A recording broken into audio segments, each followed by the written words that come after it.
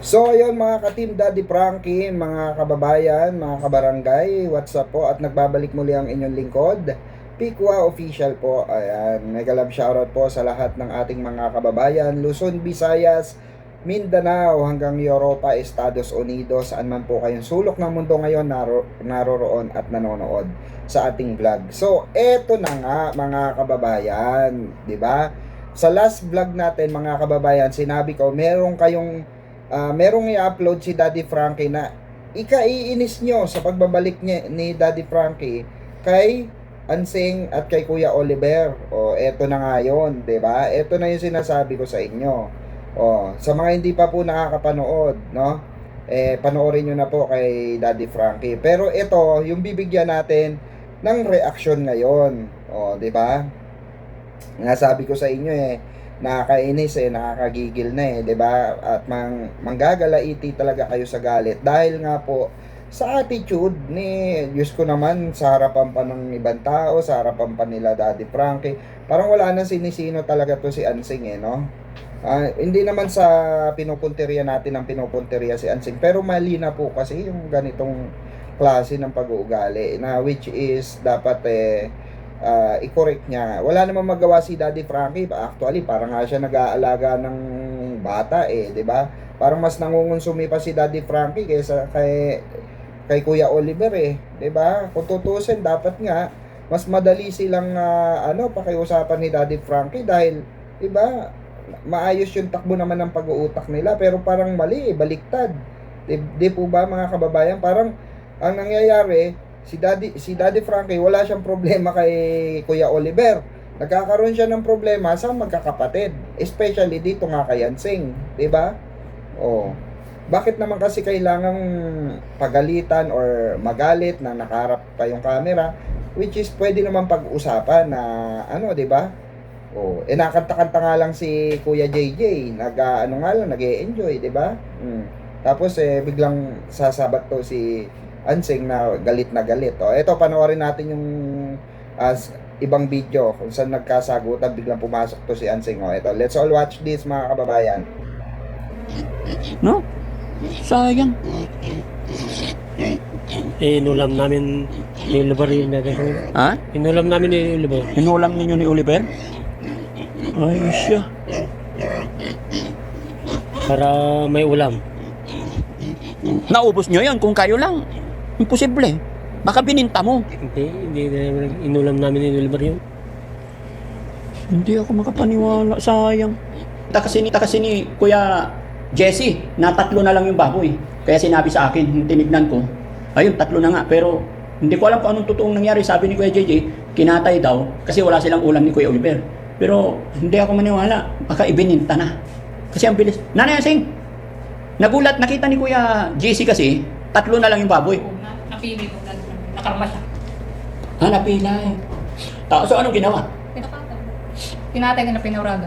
Ano yung pinaurada? Yung pinautang. Pinautang.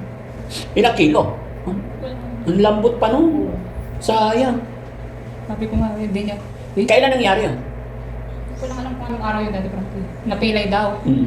Sabi ko yung baboy ko napilay, di ba? Hilot-hilot ko. Talagang ingingatan ko yung mga alaga ko. Kasi pag alaga ko, talagang Ikaw, kumusta yung baboy mo doon na dala? natakot na sila nga. Kasi mabibilis lumaki. Tignan mo, nakita mo, ang lalaki na. Mas malalaki pa nga yung sa kanya Oo. Kasi nauna dumating. Namatay yung isa. Yun nga, napilay. Kaya pinakatay. Sayang.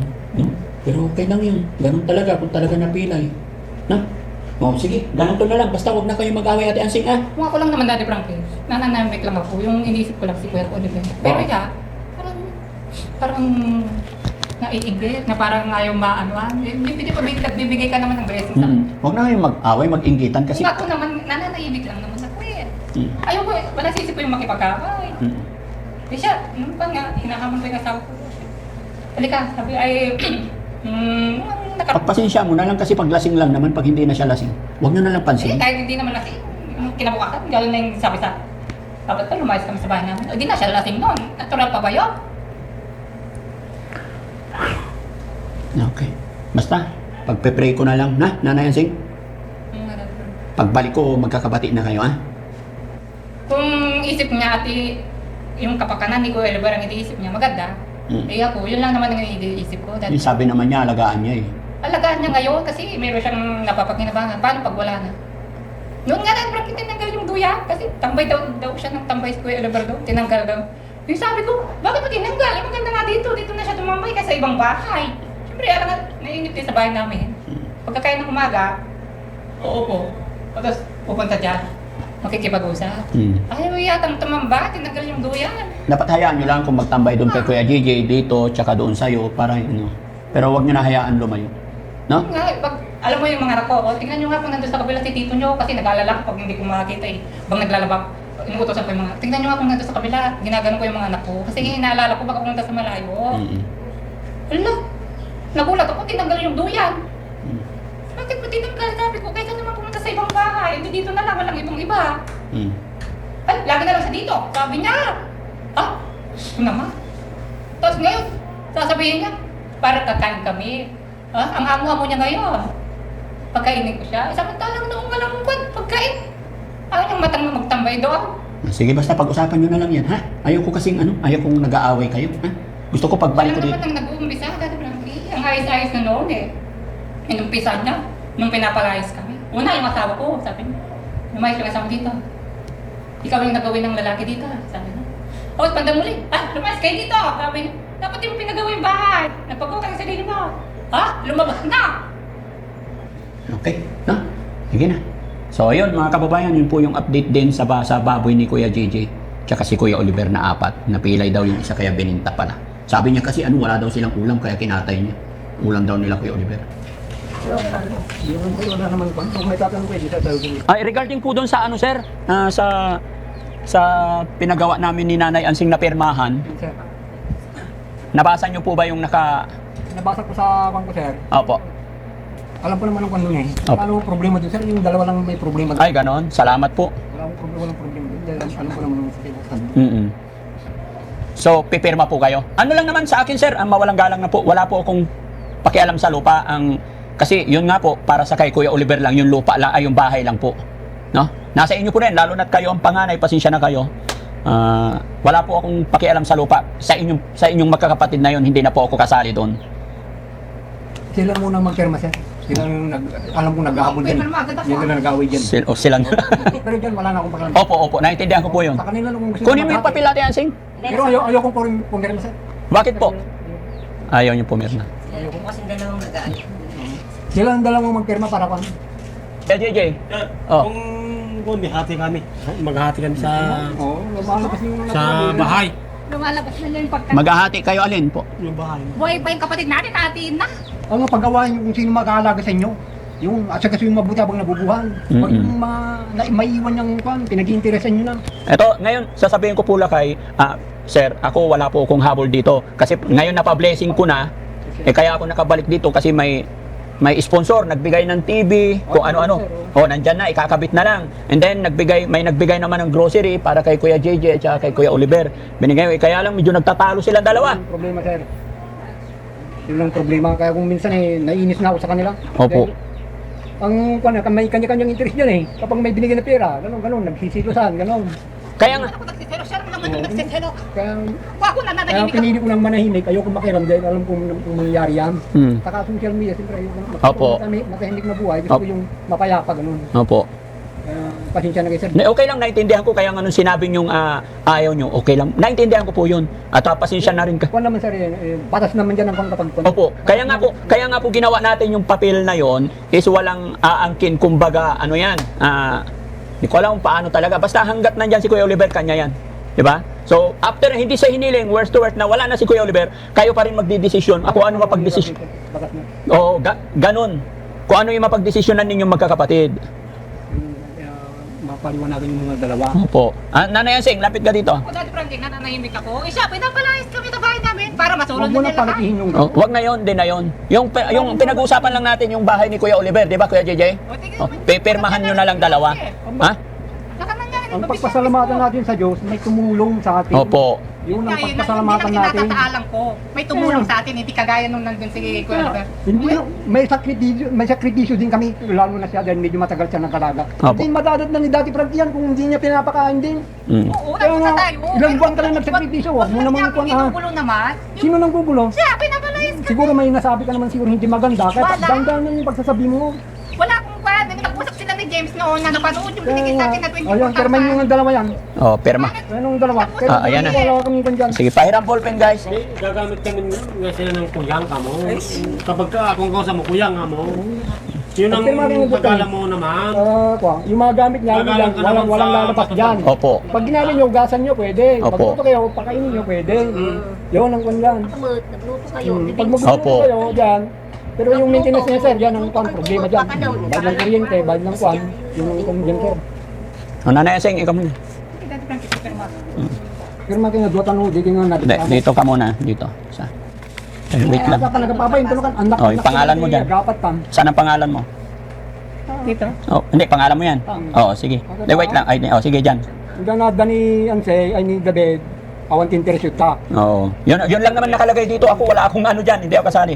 Si... Dito pala. Oh, ha? Oh. Wait lang, ito pa. Pangalan mo, sa ibabaw ng pangalan. Sagay-sagay sa pa. Sagay-sagay tigaman. Hmm. Tapos, si Kuya JJ naman. Asan ang pangalan mo dito, Kuya JJ? Pinakamagandang pangalan naman. Kasi ito naman kasi yung pangalawang kapatid ko, sir, kung minsan, kapag nakainom, nagwawala kung minsan, hindi alam ang ginagawa. Kaya nga sinasabihan ko po siya. naman po pag nakainom, pag hindi po nakainom, mabait. Ito nga yung namin namin sa kanya. Nakaintindihan ko siya kasi nabalo din po ako noon. O, dito pa Kuya JJ. Ito pa. Dito. Isa. Hindi, ganyan lang. Yan. Oh, hindi. Ganyan ka. Ha? Yan, paganyan.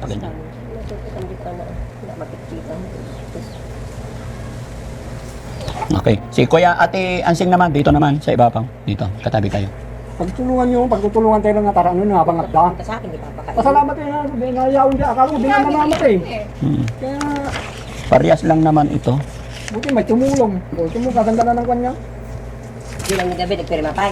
Kapag Si- may ipon naman kasi, Hirap magsulat. pag may binibigay, bigyan nyo naman, pag merendal nyo naman, gano'n. Oo. Ibilan nyo naman ng damit, o kaya kung anong kailangan nyo. Yun ang kung, house. Kayo po sir, hindi napipirma dito? Kasi parang ito, patunay din to na alam nyo tong kasunduan. Kasi pag ito may ginawang hindi maganda, para, oo. Yung mga ibang kapatid nyo po. Sige, ganito na lang. Ito, Iwan nyo yung isang kopya, sir. Opo. May mababasa ko dyan. opo. Yung kasunduan, yung walang termo, sir. Mm-mm. Yung agapa kayo, mga anak nyo, nag-aaway din. Siya lang naman ang nanggugulo sa akin. Noon, nakainom siya. Palapsi mo. Ay, nakakasama ko. Laki mo, palapsi mo, nakasdayan. Pero kapag kung naman, huwag mo naman iblan ko, susil. Ito, sir. Yan. No, mag-inom ka man, ang ka mamanggulgulo ah. Pero hindi ko pa rin to mapanotary hanggat hindi na kumpleto ang perma eh. Yung isang kandilo kasi, sir, pangalan, namatay naman, hindi naman. Oo, okay lang pag namatay na, walang problema. Pero alam ko naman, ato, para sa kay Kuya Oliver lang po ito. No? Wala nung Kami po, wala po kaming habol dito. Gusto ko lang maging maayos si Kuya Oliver. No? Okay, so dadalhin ko muna to at itatanong ko kay, kay attorney. Doon. Kahit talaga hindi mapapanin kung wala kang permi. Oo nga po. Pero ang problema dyan, Sila lang naman, wala namang problema. At least nakausap ko po kayo, sir. Kayo yung, kumbaga, may tiwala po ako sa inyo. No? Oo, pasensya na rin. Salamat po. Ay, kaninong ballpen to? Oh, no, okay na, Kuya JJ. Ayos na. Oo. Ne, Magsuri na. Sorry. Kiss muna, kiss. nalpaso. Ayos na. Oh, sige, hayaan mo na sa pag hindi nalasing. Ha? Sama lakay. Ha? Thank you, ate. Manang. Marami sir katulong. Oo, walang anuman po. Thanks to God lang po. Ha, salamat po. Kayo nang bahala sa mga kapatid natin minsan nagtatalo. Mahirap sir, meron din. Kasi may mga... Kaya ako lagi ako nasa gitna na. O, di ba? O, natunghayan nyo mga kababayan, mga kabarangay, mga ka-Team Daddy Frankie. Di ba nakakabwisit sa totoo lang? Kaya yung, alam mo yung all of a sudden, bigla kang susulpot, sisingit ka, kaharap yung ibang tao. Nandyan po kasi si Ballpoint Man mga kababayan. O, si Ballpoint Man nagkwento sa akin na may ganyan nga siste. Tapos meron pang mga iba na pangyayari ron na di na in-upload. Di na, siguro kinat na ni Daddy Frankie kasi baka mas mabash itong si si Ate Ansing. Pero para sa akin dapat i-upload ni Daddy Frankie yan kasi para alam din ng mga sponsor kung ano man yung nangyayari diyan, di ba? Kung ano man yung diyan. Pero di natin alam kay Daddy Frankie kung i-upload pa niya yon. Pero eto nga mga kababayan, sa tingin nyo tama po ba yung naging ni Ansing dito? Reaction niya rito kay Kuya JJ, di ba? Dahil lang sa 4K na kinukuha niya, may katwiran si Kuya JJ, sa kanya inabot diba? Sa kanya inabot so hindi naman niya alam kung ibabayad talaga ni Ansing sa kuryente, kung kinukuha niya yung 4K na ibabayad daw sa kuryente, kung hindi siya pinagkakatiwalaan ni Daddy Frankie, i-respect niya sana yon, diba? I-respect niya sana, ganun lang kasimple yun, respetuhan lang naman kaso ang nagiging problema, kaya na sila nag-aaway ni Kuya JJ, parang ang feeling ni siguro rito, Ansing, mga kababayan, mga ka-Team Daddy Frankie, nababypass siya dahil siya ang nakilala na mas may kumbaga mas open sa vlog ni Daddy Frankie, di ba? O na parang lumalabas na parang siya yung mas may care, hindi itong sila Kuya JJ at yung ibang kapatid, di ba? O parang ganun yung gustong palabasin ni rito, Ansing, na siya yung may karapatan sa lahat ng bagay when it comes to Kuya Oliver, which is para sa akin mali yun. Maling-mali po dahil kailangan mag-unite kayo magkakapatid, mag-usap-usap kayo kung ano ba yung nararapat at kailangan na solusyon para hindi kayo magbangayan regarding dyan sa mga nakukuha tulong ni yan mahirap mga kababayan. Yung mayroon tulong, may mga ibinibigay na mga sponsor, nagkaroon na ng sponsor. Yan ang mahirap sa isang charity vlogger, mga kababayan, mga ka-Team Daddy Frankie, na magbabalanse ka doon sa beneficiaries at doon sa pamilya ng beneficiaries mo. Mahirap talaga yung sitwasyon ni Daddy Frankie dito. Doon sa mga nagsasabi po na bakit kasi hinahayaan nyo si Ansing, si Kuya JJ, si Ansing na ganyan-ganyan. Hindi po may iwasan yon, mga kababayan. Lalo-lalo na, 'di ba, ang punot dulo niyan lahat 'di ba, pera, 'di ba? Sponsor. So, ang hirap lalo na nalaman ni Ansing na may nagbigay ng grocery kay Kuya Oliver at kay Kuya JJ, 'di ba? So ang tendency noon, si Ansing wala, may inggit talaga yung tao. Pero Ate Ansing, eto lang dapat tigilan mo na yung ganyang klase ng mindset. Oo, instead na matuwa ka, merong mga kapatid mo, meron ka din, nabigyan ka naman na ng mga sponsor, tama na yun, 'di ba? Makontento tayo kung ano yung mga naibibigay sa atin, pinagkakaloob ng buong may kapal, 'di ba? Hindi ang nangyayari kasi, mga kababayan, parang ang lumalabas, naiinggit itong si 'di ba? Itong si Ate Ansing. Kayo ba, mga kababayan, mga ka-Team Daddy Frankie, ano ba masasabi nyo rito sa ugali na ipinakita ni Ansing sa harapan ng camera, kaharap si Daddy Frankie habang nag-uusap sila ni Kuya JJ? Kayo, comment down below, mga kababayan, At saka, eto pa pala, mga kababayan, ang balita ko, kakapasok lang na balita sa akin, may isang supporter, parang ka-GC ata ng isang, ang isang babae, ka-GC. So, umalis ito, taga-suporta niya, itong Inday na ito. Oo, yung nakaway ni, ni pangalan nito, ni Ansing. Nakakala mo, kung sino daw sa GC na tinuturuan daw yung nila, GC nila, na wag daw pumasok kay Ballpoint Man at sa ibang mga reactor. Parang tendency, gusto lang niya ata, siya lang yung makikilala, siya lang yung tatangkilikin ng mga supporter or follower ni Daddy Frankie, pangit yung ganung ugali. So ang balita ko nga, nilayasan nga ng mga ibang supporter at nagsumbong kay Ballpoint Man. Ngayon, sinabi naman sa akin ni Ballpoint Man, binalita niya sa akin, nakausap ko din yung isang supporter na nagsumbong na ganun nga. Tapos kinakantsawan pa daw tong ayon sa ano sa mga informante doon sa loob ng GC nila, kinakantsawan daw itong ni Inday, itong mga asawa ng mga Team Daddy Frankie na kesyo TikTok daw ng TikTok, ang papangit naman daw. Tama ba yon mga kababayan? So meaning to say, pati si Aling Rochelle pangit. 'Di ba? Parang inaano nito ni Inday na basurera, Inday basurera. Basta Inday yung pangalan nun Oh, no? Hindi ko maintindihan ito kung ano bang pinaglalaban ito sa buhay at parang gusto lang pumasok sa entrada kay Team Daddy Frankie at yan na, nagbida-bida na. Ito yung pangit, no, na sistema. Yung papasok ka sa eksena tapos magbida-bida ka na lang, 'di ba? Mag-ano-ano ka na lang diyan, magtuturo ka pa ng mga kabulastugan sa mga supporter. Pangit po 'yun, 'di ba? Ang Team Daddy Frankie po ay nasa charity vlogging, nasa ano po 'yan, pagbibigay. Tapos ikaw nagtuturo ka ng kawalangyaan sa mga supporter na or follower ng Team Daddy Frankie. Naghahasik po kasi siya ng toxicity sa mga GC, mga kababayan, mga ka-Team Daddy Frankie, which is pangit.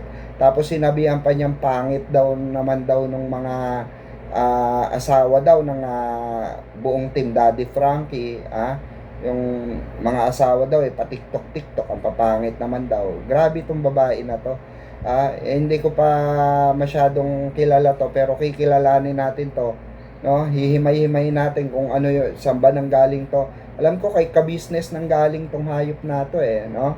Pasensya na po sa lengguwahe natin, pero yung mga ganitong klase ng tampalasang kutong lupa, no, sa lipunan, mga kababayan, tinatagpas po yan, no? Kasi pangit po yung salot, merong salot na nagkakalat na mga katarantaduhan. Alam ko itong tao na ito galing kay ka-business ito So siguro yung toxicity kay ka-business dinadala ngayon kay Daddy Frankie So pumasok siya kay Daddy Frankie para maging reactor, pero basurang klaseng reactor pala ito, according dun sa mga kasama niya sa GC na lumaya sa kanya. Yun po ang sinabi ng mga ka-GC niya. So ayan, sana po, no, maging ano po tayo, aware po tayo sa mga masyadong sip-sip kay Daddy Frankie, yung mga akala mo talagang super super close kay Daddy Frankie na ewan, no, lalo na yung sa mga reactor. Mag-iingat po kayo, Kami matagal na namin kilala yan si Daddy Frankie, kabisado na namin ugali niyan. Kami hindi na namin kailangan magpasikat ni ballpoint man kay Daddy Frankie or magdididikit pa, no, para lang masabing ay close kami ni Daddy Frankie, kaibigan namin si Daddy Frankie. Hindi po kami ganong klase ng tao. Alam po ni Daddy Frankie yan kung kinakailangan ng aming tulong para mag-ayos ng mga ganitong klase ng sistema, ng mga reactor, paluin ng bahagya, walang yain ng bahagya, nandito kami ni Ballpoint Man, nandito ang Team Birador po para sa mga ganyang eksena, no? Siguro hindi pa kilala nito nung tao na ito. Tapos sinasabi pa niya, wag daw panoorin si Ballpoint Man.